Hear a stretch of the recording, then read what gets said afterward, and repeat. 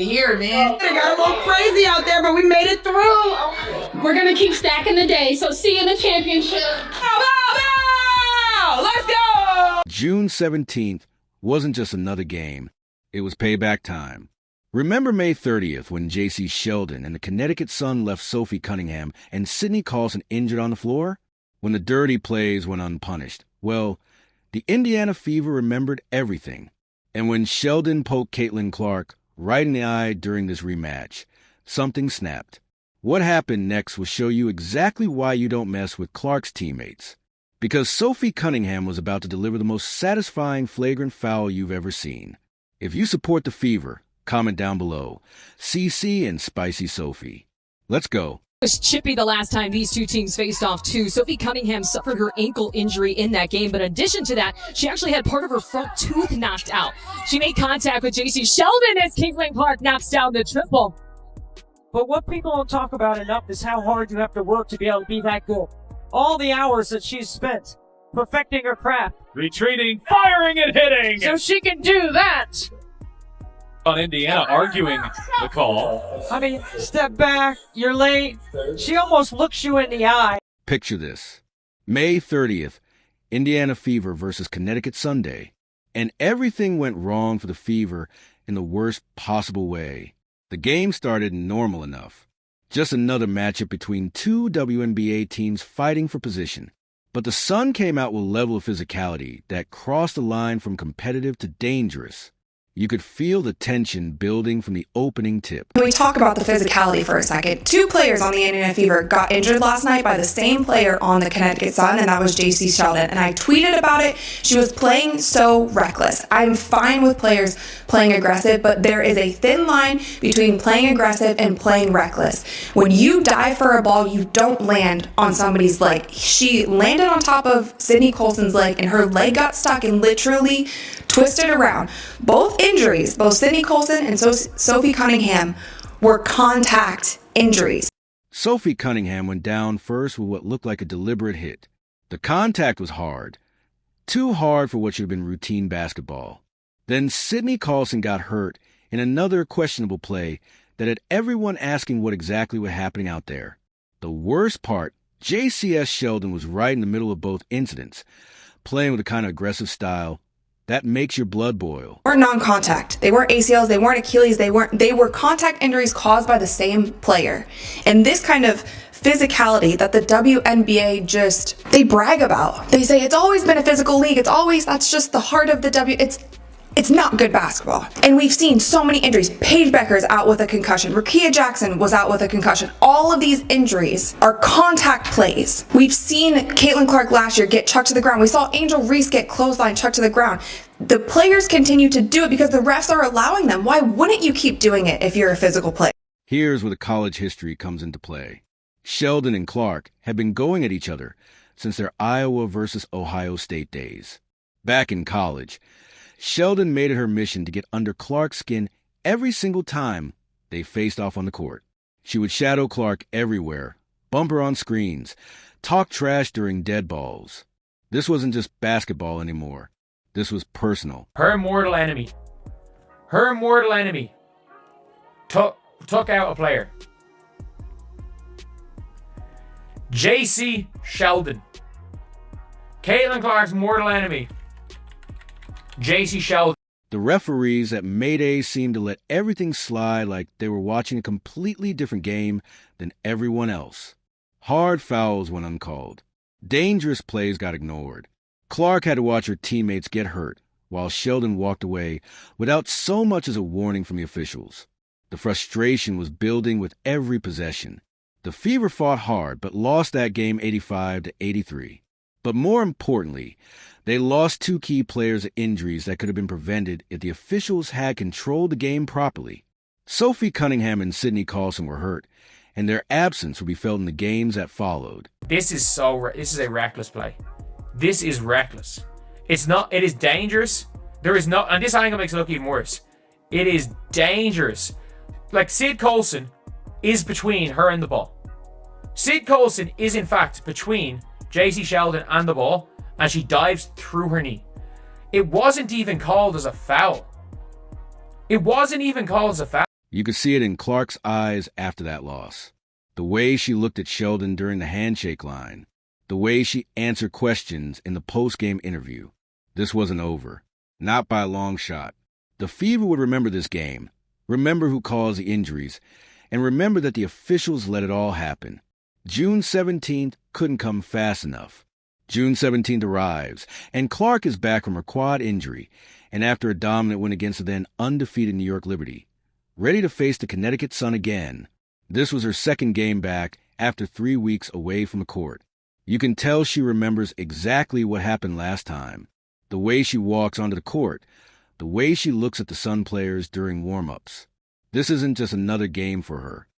She just texts me. She never texts me during the game. All right. Here is Clark splashing home a three from way downtown. Kelly escorting her back to the bench. Jacy Sheldon is there with her hand in her face. The game starts with that familiar tension hanging in the air. Sheldon is guarding Clark like her life depends on it, getting way too close for comfort. She's shadowing Clark on every possession, bumping her on screens, doing all the little things that make basketball ugly. This is the same aggressive style that hurt Sophie Cunningham and Sydney Carlson back in May. Everyone in the arena can feel what's coming. Third quarter we go. They're trailing by 10. Keep an eye on her and Jacy Sheldon. Clark trying to back her down. Clark is okay. Sheldon fouls Clark, hitting her in the face. Clark is upset about that. Then everybody's upset about that. Marina Mabrey comes in. She decks Clark, tempers flaring on both sides. Third quarter hits, and here comes a moment that changes everything. Clark is bringing the ball up court when Sheldon comes over to defend. She goes for what looks like a steal attempt, but her finger goes straight into Clark's eye. The contact is immediate and obvious. You can see Clark's head snap back from the impact. I mean, is that displacement? I think it is. Oh, and Marina Mabrey's going to get ejected. If the officials saw that, Marina Mabrey is going to get ejected. Well, they're going to go and look at it. Look at Mabrey. She's got a scar on one side, a scratch on one side of her face, a scratch on the other side. It's not from the game today. I asked her about it. She's always in the mix. There's a lot of contact here.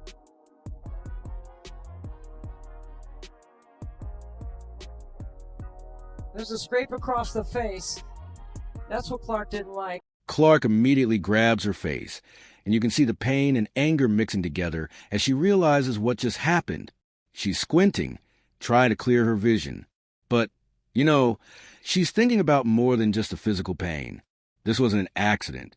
This was the same player who hurt her teammates, now coming after her with the same dirty tactics that went unpunished before. Clark does what any competitor would do. She pushes back, literally pushing Sheldon away from her after getting poked in the eye. It's a natural reaction when someone just jabbed her finger into your eye socket. Any human being would react the same way. The crowd erupts because everyone saw what really happened. But somehow the referees are about to make this whole situation worse. Take another look as we try to figure out what exactly went down. So you see her get hit in the face. Jacy Sheldon doesn't like that, and everybody on the team doesn't like it. Marina, trying to have her teammates back, pushes her down. You see a little bit of drama all the way around. Clark is standing there holding her eye, clearly the victim of a dangerous play. But the officials are reaching for their whistles. The arena is buzzing with confusion and anger. Fans are pointing at the replay board showing the obvious eye poke that started everything, but the refs have their minds made up. They hit Clark with a technical foul for pushing back after getting her eye poked. A technical foul for defending herself after someone poked her in the eye. The decision made absolutely no sense to anyone watching. Clark just scored 32 points in her first game back from injury, and now she's getting penalized for reacting to getting eye poked by the same player who hurt her teammates. The technical foul call sends a wrong message to everyone watching. It tells players that they can go after Clark with dangerous plays, and if she reacts, she'll be the one getting punished. But this eye poke was just the beginning. Marina Mabrey was watching all of this unfold, and she was about to take things to a whole different level. And then Marina Mabrey comes out of nowhere and chucks her to the floor. Now let's watch this in slow motion. Here, Jacy Sheldon is guarding Caitlin, swipes her in the face. There's one. Going for the ball, swipes her in the eyeball. Caitlin's gonna have to start wearing goggles. And then Caitlin pushes her off of her, like, why are you still in my face? Marina Mabrey, bat out of hell, chucks Caitlin Clark to the ground. Right after Clark gets that bogus technical foul, Marina Mabrey decides to take matters into her own hands in the worst way possible. Clark is still dealing with her eye injury when Mabrey comes over and does something that shocked everyone in the arena. Now after this, you guys, of course, the referees are going to review the play because that's a lot of contact going on right there. That's a lot of unnecessary contact. That's a lot of non-basketball contact happening during this play, right? So the 3 referees that I like to say, they got them straight out of Sephora because I don't think these referees have ever refereed a professional basketball game in their life. They took these referees, they were at the monitor, they looked at it for, I'm not even exaggerating, you guys, like 15 minutes. 15 minutes they were watching this play over and over. This wasn't basketball contact. This was straight up assault. Mabrey body checked Clark like this is hockey instead of basketball, sending her tumbling backward onto the court. The hit was so obvious and so unnecessary that even casual fans could see what just happened. Clark hits the floor hard, and you can see the shock on her face as she realizes another Connecticut Sun player just took a cheap shot at her. The announcers here are saying, of course, Marina Mabrey is going to get ejected because that was unwarranted. She literally came out of nowhere and chucked Caitlin Clark. There should be a flagrant one, of course, on Jacy Sheldon because she swiped her and hit her in the eyeball. Whether it is intentional or not, you can still have a flagrant a flagrant foul called on you, whether you are trying to intentionally hurt somebody or not. But this is what they called, you guys. This is what they called. Caitlin Clark, Marina Mabrey, Tina Charles were assessed with technical fouls on Tuesday. Caitlin, Marina, and Tina Charles. Technical fouls. That's it. Technical fouls. That's it. And Jacy Sheldon was assessed with a flagrant 1 foul, and no players were ejected. The entire Fever bench jumps up because they just watched their star player get assaulted right in front of the referees. Players are pointing at Mabrey, shouting at the officials, trying to get someone in stripes to actually do their job. The crowd is going absolutely crazy because they can't believe what they're seeing unfold on their home court.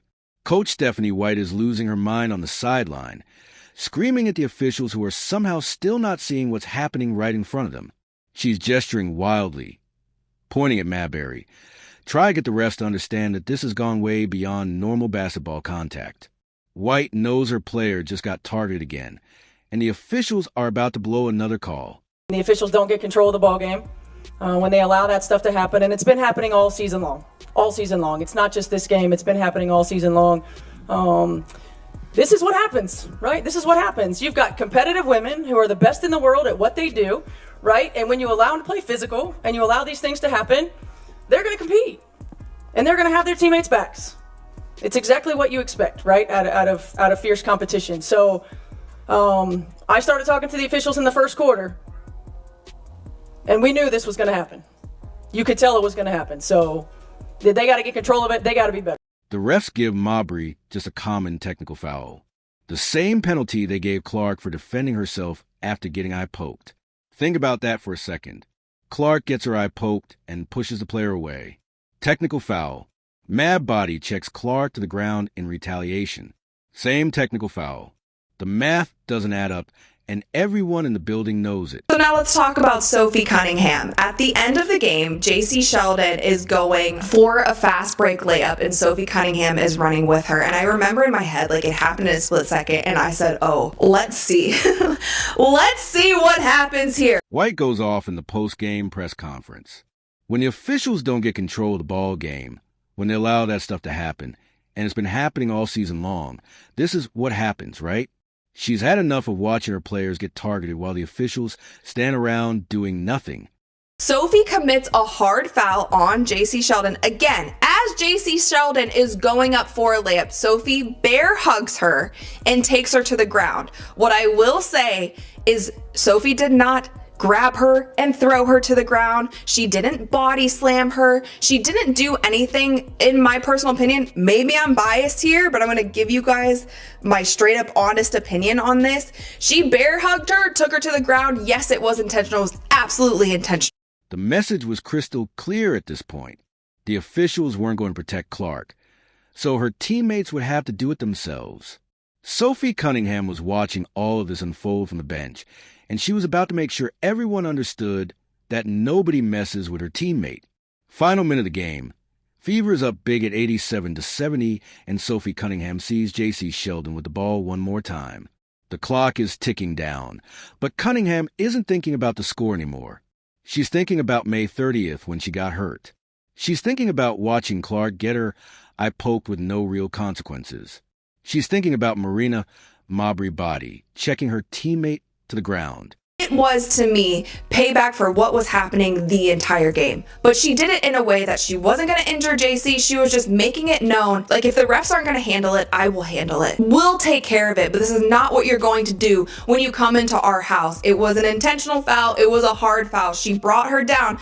But with that, you guys, Jacy Sheldon got up and she was ready to go. So as you guys can see in this video, a whole scuffle breaks out. Sophie and Jacy are going after it. Both teams are running over, trying to break it up. It kind of goes into the fan section a little. Cunningham remembers her own injury from that brutal May game. She remembers sitting on the bench hurt, while Sheldon walked around like nothing happened. She remembers the officials letting everything slide while her teammates got targeted. Now Sheldon is driving to the basket, and Cunningham sees her chance. But Clark finishes with 20 points and 6 assists, leading the Fever to an 88-71 victory that felt like so much more than just a win. Natasha Howard puts up her 50th career double-double with 16 points and 12 rebounds. Kelsey Mitchell adds 17 points. This was a complete team effort, but everyone knows what really mattered. She lines up Sheldon and delivers the most satisfying, flagrant foul you'll ever see. Cunningham wraps her up hard and pulls her down to the floor. This wasn't a basketball play. This was payback. This was justice. This was Sophie Cunningham sending a crystal clear message that nobody messes with her teammates. The officials assess Cunningham a flagrant 2 foul, leading to her automatic ejection.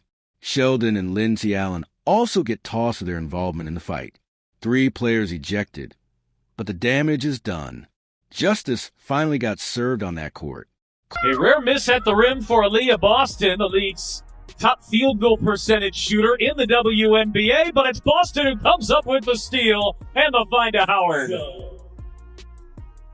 Clark working on the rookie. Clark on the drive. Hang, shot too strong. There's Howard to clean up. And Clark working off the ball, comes off the stagger. Third year in her WNBA in terms of setting up her teammates. Clark behind the back, feed inside. 2 more for Howard.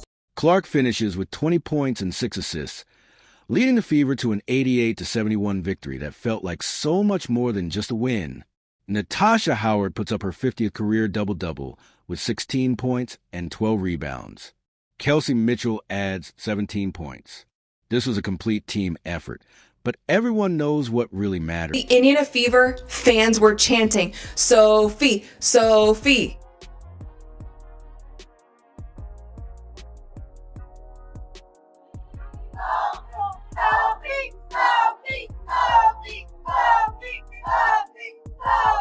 Sophie's jersey is going to sell out tonight. She's going to be in the All-Star game tonight just from this one play because she was standing on business. It wasn't a dirty play. It was an intentional foul, and it was meant to send a message. It turned into a scuffle, and I don't think anybody wanted that. This wasn't just beating the Sun. This was the Fever proving they won't be bullied. They won't be intimidated. And they protect their own. The victory sends them to their first ever Commissioner's Cup final for the franchise. But more importantly, it sends a message to the entire league about what happens when you target their players. Oh, Clark just took it away. It's a 2-on-1. Clark, bounce pass, pretty fine, and Mitchell won't miss from there. The Fever got their revenge after that brutal May 30th loss. Clark got her justice after getting "I poked" and body checked. Sophie Cunningham became a hero for standing up when it mattered most. Sometimes the officials won't protect you, but your teammates always will. That's exactly what happened on June 17th, when the Indiana Fever showed the basketball world they're not backing down from anybody.